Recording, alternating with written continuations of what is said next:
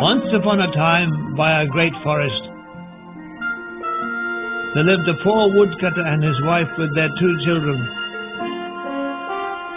A boy called Hansel and a girl called Gretel. Oh, what are we gonna do?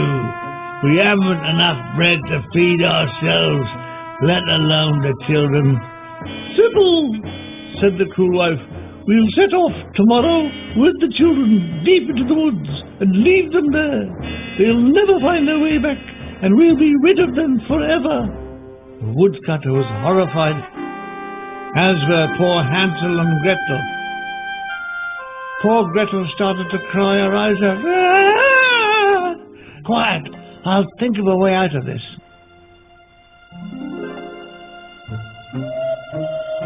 Outside the cottage, Hansel filled his pockets to bursting with shiny pebbles and crept back inside and up to bed.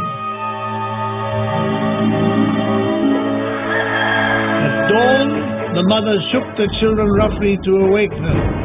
Get up, you lazy bones. We're off to collect wood. She gave them each a little piece of bread, and off the family went, Hansel's pockets bulging with the pebbles. Unknown to his parents, Hansel dropped a shiny pebble every so often until they arrived in the middle of the forest. Their father built a fire for them and told the children to wait until they returned. You will hear us chopping wood nearby, so don't be frightened. But of course they were, especially in case there were any wolves about. Yummy, yummy. All day the children waited, listening to the sound of an axe.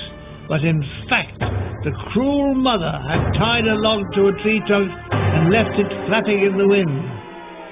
This is gonna take some thought. It was quite dark by now, and Gretel began to cry again. Oh, shut up, said Hansel, telling her to wait till the moon rose. Then they would find their way home. Sure enough, when the moon had risen, all the little pebbles Hansel had dropped shone on the path like new silver coins. They followed them back and arrived home in time for a wholesome breakfast of stale bread and water. You naughty children! We thought the wolf might have got you.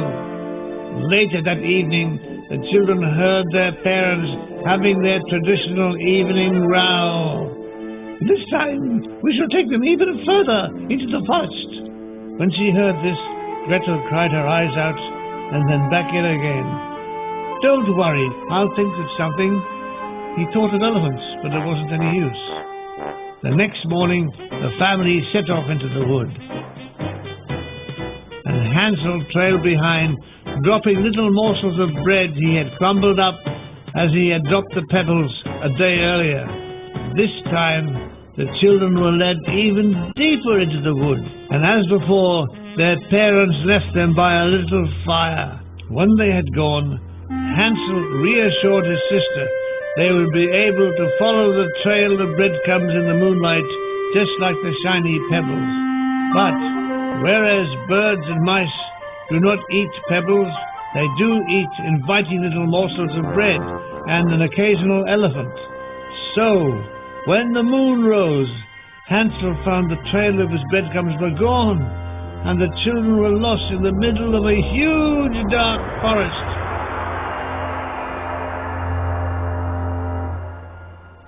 Quite suddenly, they came across a little cottage made of gingerbread with a roof of chocolate biscuits and windows of barley sugar. The children, who were starving anyway, set to work breaking off bits of house and eating away to their heart's content.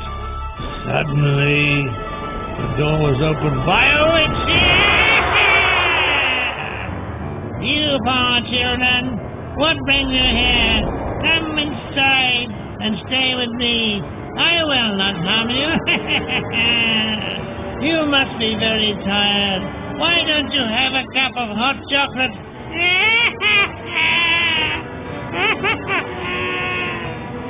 another two for the pot. When I fatten them up, they'll make a wonderful meal. The witch enticed children to her cottage because it was made of chocolate and sugar. She grabbed Hansel and put a spell on him. Cauliflower, pastry, treacle and jam, the wickedest witch in the world who I am. In a flash, Hansel was trapped in a cage. Go and cook something for your brother, child. When he is fat enough to eat, I'll eat him up. Every morning the witch went to the grill of Hansel's cage. Hansel, stretch out your fingers so I can feel if you are fat enough to eat. But Hansel, a clever boy with 2 A-levels, pushed through a little thin bone he had found in the bottom of his cage, and the witch, who had poor eyesight and no A-levels and a poor sense of humor, was astonished how long it was taking to fatten him up. I can't wait any longer. Go and fill the cauldron with water, girl. Today, fat or thin, I'll eat him up. The witch started to prepare the dough for baking. I shall need some fresh bread with my supper. Gretel, open the oven door to see if it's hot enough for baking. When she's in there, I'll slam the door and I'll eat her as well. Gretel knew what was on the witch's mind. It looked like hair. She asked the witch to show her how to open the oven door. Stupid child! Let me show you! The witch opened the door, and with an almighty shove, Gretel pushed the witch in and slammed the door.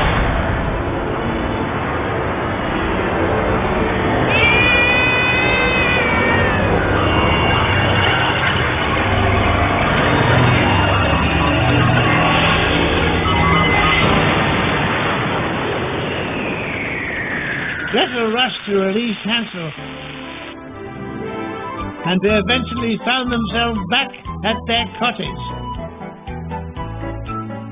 They were not sorry to learn that their cruel mother had left their father to join the army,